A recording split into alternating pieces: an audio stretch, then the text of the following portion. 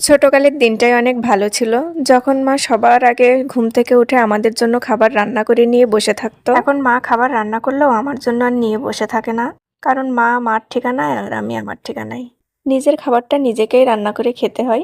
শুধু নিজে খেতে হয় না, সবাইকেই খাওয়াতে হয়। আসলে কিচ্ছু করার নেই, মেয়েদের জীবনটা এরকম করেই বয়ে আসতেছে। নমস্কার, কেমন আছেন সবাই? আশা করি সবাই খুব ভালো আছেন। আজকে দুপুরে কি রান্না করব সেটা নিয়ে কাটতে বসে গেছি। ওর বাবার আর আমার দুজনেরই একটু অ্যালার্জির সমস্যা আছে, এই কারণে আমরা এই বেগুনটা কম খাই। লাস্ট কবে খেয়েছি সেটা মনেও নাই। এখন বাজারে যেহেতু নতুন আলু ওঠা শুরু করছে, তাই ওর বাবাকে বললাম যে একটু বেগুন নিয়ে আসেন। বেগুন দিয়ে নতুন আলুতে রান্না করলে খেতে খুব ভালোই লাগে। কথা বলতে বলতে বেগুন আর আলুগুলো কাটা হয়ে গেছে।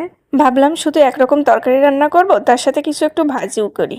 ফ্রিজে কিছু সিম ছিল, সেগুলা দিয়ে আর নতুন আলু দিয়ে ভাজি করব। প্রথমে সিমটা চেক করে নিচ্ছিলাম যে ওর ভিতর পোকা আছে কি। আমি সবাইকে দেখছি যে সিমগুলো ওরকম করে চেক করে নেয়। সিমটা আলুর দিকে ধরলে বোঝা যায় যে ওর ভিতর কিছু আছে কি। এটা কিন্তু সত্যি। এই যে সিমটা কাটা শেষ করে এখন আলুটা কেটে নিলাম। এখন সিম আলু দুইটাই আমার কাটা হয়ে গেছে। তরকারি কাটা তো শেষ হলো, এখন এই জায়গাটা পরিষ্কার করে নেব।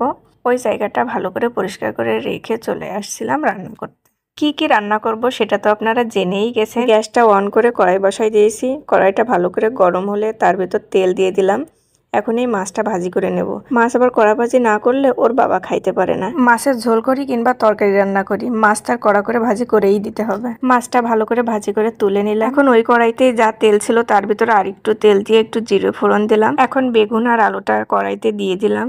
তারপর একটু হলুদ, একটু লবণ দিয়ে ভালো করে ভাজি করে নিচ্ছি।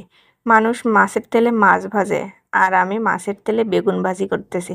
বেগুনটা ভালো করে ভাজি করে নিয়ে এবার জল দিয়ে দিলাম। তার ভিতরে একটু কাঁচামরিচও দিয়ে নিয়েছিলাম। এবার ঢেকে দেব।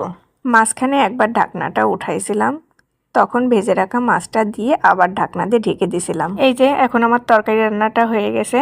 এবার সিম ভাজি করব। সিম ভাজি করার আগে কড়াইতে একটু জল দিয়ে নিলাম। এই জলটা দেওয়ার উদ্দেশ্য হলো সিম আর আলুটা প্রথমে সেদ্ধ করে নেব। ভাজি করার আগেই যদি এইভাবে একটু সেদ্ধ করে নিই তাহলে ভাজিটা দ্রুতই হয়ে যাবে। এই কারণে আমি একটু লবণ দিয়ে সিম আর আলু দিয়ে একটু সেদ্ধ করে নিলাম। এবার কড়াইটা ভালো করে পরিষ্কার করে নিলাম। তারপরে একটু তেল দিলাম। এখন ওর ভেতরে একটু জিরে দিয়ে দেব। সিমের ভিতরে একটু জিরে দিলে ভালোই লাগে খেতে। এখন আমি সিমটা ঢেলে দিলাম। এবার একটু দিয়ে দেব লবণ আর একটু হলুদ। কোনো ভাজি জিনিসে যদি একটু ঝাল দেওয়া হয় তাহলে ভাজিটা খেতে খুব মজা লাগে।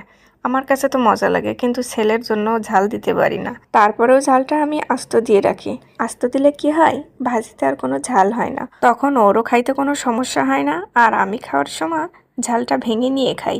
আমি আবার একটু ঝাল ঝাল জিনিস পছন্দ করি, এই কারণে সবকিছুতে আমার একটু ঝাল হলে ভালো। রান্না শেষ করে ছেলেকে খাওয়াইতে বসে গেছি। ছেলে যখন বাই বাই দিয়ে দিয়েছে